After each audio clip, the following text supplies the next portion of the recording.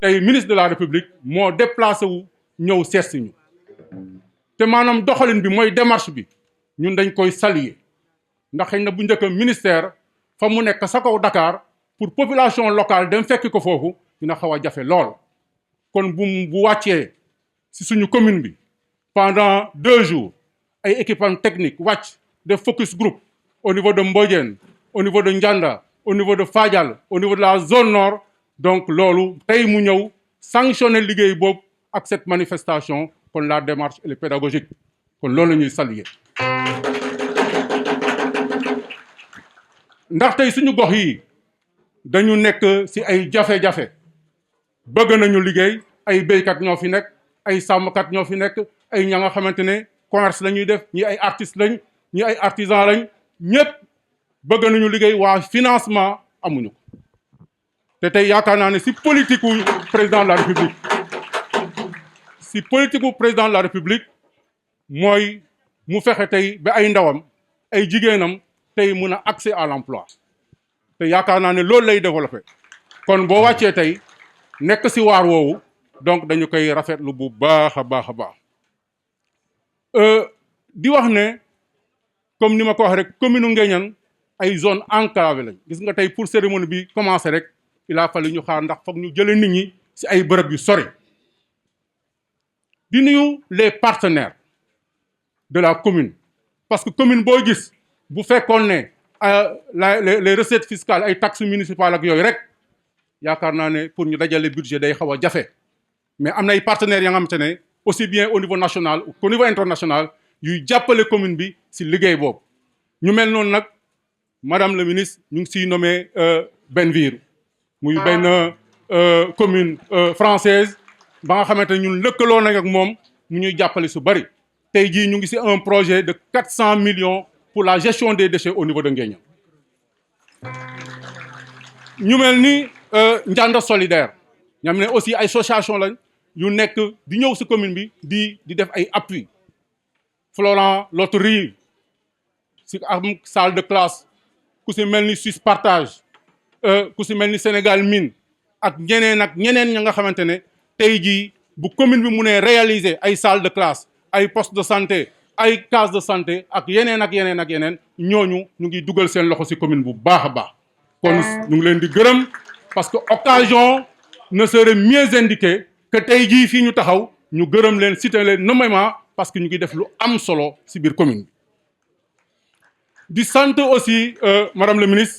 ministre des collectivités territoriales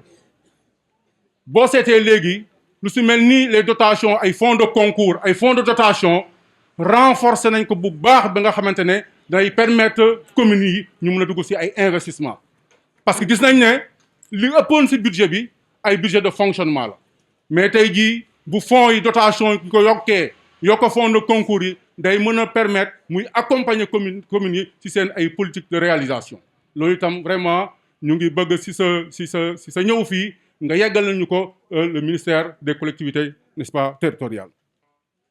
institution financière yi nekk ci commune bi wala ci département bi ndax monsieur le maire yaakaar naa ça fait 6 mois par l'intermédiaire que président de la commission développement bi ñuy nuyu au passage Marthe Diagne recensé na fi ay groupement yu bari groupement ya nga xamante ne seen jafe-jafe moo nekkoon amuñu ay këyit formalisé wuñ leen ñu recensé leen plus de 60 de groupements ya nga xamante ne dañ leen formaliser dem xool nuñ leen utale ay këyit parce que balaa ngay laaj financement da ngay mën a am tey jii benn këyit buy wane ne tey jii groupement nga loolu la ñu njëkk a def ba ñu jógee foofu dañu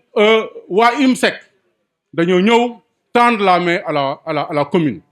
ne bi ñuy ñëw Nguéniène maire de jàppale na leen ba ñu am bërëb ba nga xam ne fa la ñuy installé wu te loolu mu def ko ci jàppandil pour jàppale population yi kon moom am nañ enveloppe du 50 millions ba nga xamante ne loolu ñu def ci accompagner à la formalisation ñoom dinañu accompagner les groupements des femmes à hauteur de 1 million par groupement kon boo fi toogee tey nekk ministre de la microfinance donc loolu itam dinañ ko yeggee ci yow xam ne vraiment institution yi fi nekk muy IMSEC muy PAMECAS muy ay crédit mutuel vraiment ñu ngi accompagner vraiment les populations à la base di ko rafetlu bu baax a baax. wax naa ko di la sant bu baax ci teewaay bi parce que approche bi tey jii nga am ak population bi sa équipe déglu leen xam jafe-jafe yi am nañ yaakaar ne ñi am kayit dinañu xam ne tey jii munoo financé wut te am kayit mais ñi amul aussi dinañ leen gën a tijji accompagner leen ba ñu mun a am ay kayit. beneen bi dama bëgg a yóbbante la ci président de la République son excellence le président Macky Sall. Issa wax na ko léegi ñu ngi fàttaliku suñu responsable le feu Ousmane Tanor Dieng nga xamante ne accompagner le président de la République waaye bi muy ñëw à la tête de la magistrature dafa am mbëbët yu bëri ya nga xamante ne amoon na ko pour Nguéniène tey boo duggee Nguéniène di nga gis gare routière bi nga xamante ne tey moom tàmbali woon na ko boo duggee Nguéniène di nga gis marché hebdomadaire beeg marché central bi nga xamante ne moom commencé woon na ko waaye li ñu jaaxal tey mooy ba mu fi jógee ak léegi liggéey yi dafa taxaw loolu nag dañoo bëgg si sa ñëwu tey nga yeggal ñu ko président de la République mu xam ne volonté ndem si yàlla Ousmane Tanor Dieng la woon kon nag tey jii loolu war nañ si mën a taxaw pour ñu continuer liggéey boobu. waxoon nañ fi sax brigade de gendarmerie au niveau de Nguéniène wala poste de police parce que zone bi yëpp nekk 24 villages mu nekk dans une insécurité totale donc war nañu mën a xool vraiment nu ñuy dalalee population bu baax. route bi nga xamante ne moo nekk diggante Joal ak Thiadiaye wala diggante Joal ak Mbour pratiqué ngeen ko bi ngeen di ñëw tey. yaakaar naa ne fii ak 15 jours yi li fi am ci accident mu ngi bëgg a egg ay juróomi accident ci tali ya nga xamante ne baaxul boo jógee diggante Joal ak Thiadiaye yoon boobu tey yoon stratégique la parce que pour dem Kaolack jarul ngay jóge fii di def grand tour pour dem jusqu'à Mbour ñëw jusqu'à da ngay jóge Joal jaar Nguéniène dem Thiadiaye ñu ngi koy defar nag. waaye bu dee loolu ñu gis moo fa nekk bëggoon nañ ñu gën koo dëgëral parce que tali boobu bu ñu ko bàyyee ci état boobu amaana fii ak déwén ñu ñëwaat bëggaat ko defar te liggéeyaat moom loolu nekk na la nga xamante ne du efficacité kon war nañ ko defar parce que doon stratégique la camion yi jóge Joal di dem ay Kaolack ak yeneen di defee dans la sous-région foofu la ñu nar a jaar te buñ fa jaaree fii ak 1 mois 6 mois dina yàquwaat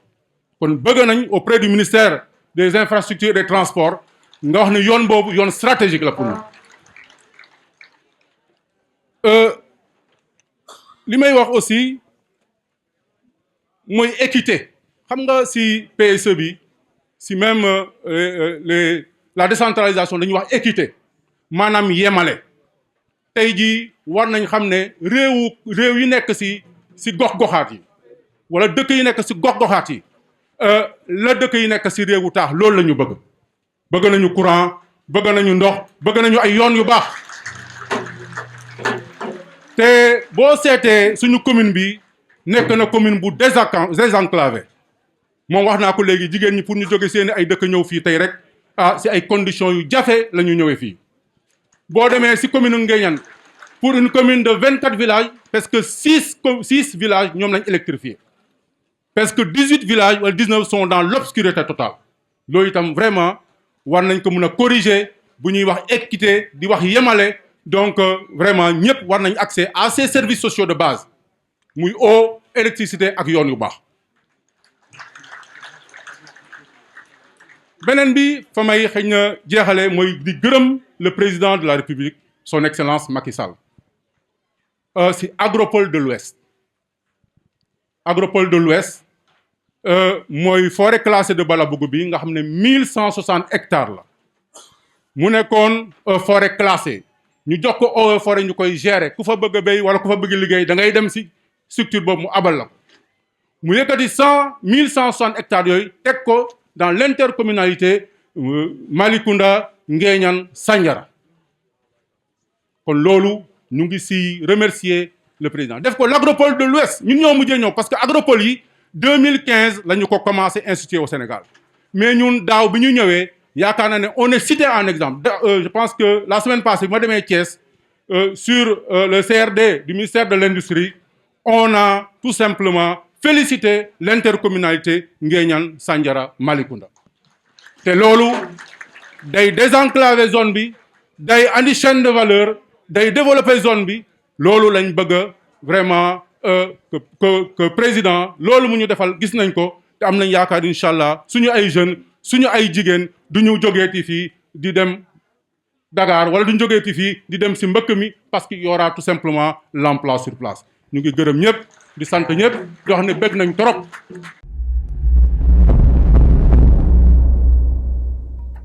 cheetetetet mais yow sawaay yow fu ñu la fekk yaa ngi ci kanamu ordinateur bi wala sa kanamu tablette ba sa téléphone portable lu xew mais damay lire ay information